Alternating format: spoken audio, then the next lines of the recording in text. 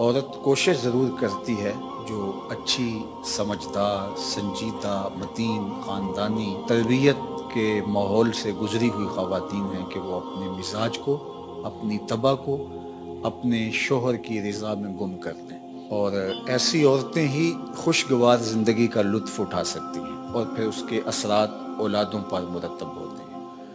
اور مرد کے حقوق کو بیان کرنے کے لیے اللہ کے محبوب علیہ السلام نے جو تمثیل بیان فرمائی ہے اور جو پیرایہ گفتگو حضور نے اختیار فرمایا ہے، اس سے بہتر ہو ہی نہیں سکتا۔ ہوا اس طرح کہ صحابہ حضور کی خدمت میں حاضر ہوئے اور کہا کہ ہمارا اونٹ دیوانہ ہو گیا ہے۔